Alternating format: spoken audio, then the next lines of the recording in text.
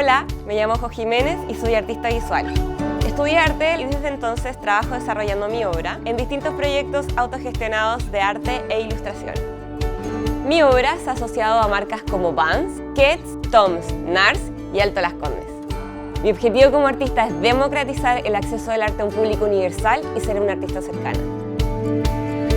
Me apasiona estar creando constantemente, algo que yo llamo pulsión creativa, que es finalmente lo que me impulsa a buscar y mezclar materiales, texturas y volúmenes sobre distintos soportes como el acrílico y el bordado.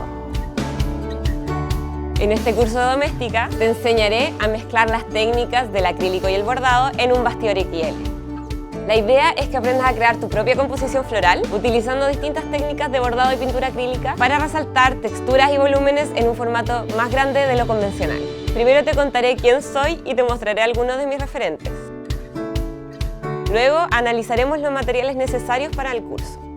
Comenzaremos con los acrílicos y te mostraré consideraciones de color y cobertura para nuestras pinturas.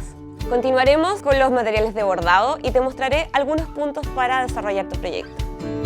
Te mostraré cómo preparar tu bastidor XL. Revisaremos algunos aspectos de composición básicos que utilizo a la hora de armar mis proyectos. Y podremos ponernos a pintar. Dibujaremos nuestras flores sobre el bastidor para luego darles vida a través de las pinceladas. A la hora de comenzar a bordar, crearemos una nueva capa sobre la pintura, esta vez con hilo. Realizaremos los últimos retoques y cuidados para dar por finalizada nuestra obra. Estoy segura que con todos estos pasos le perderás el miedo a integrar nuevas herramientas a tus bordados.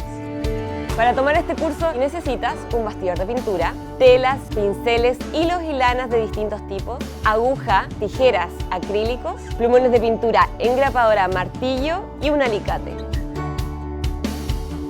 Olvídate de los límites, observa lo cotidiano y encuentra la inspiración en los pequeños detalles del día a día para hilar tus ideas más allá del bastidor.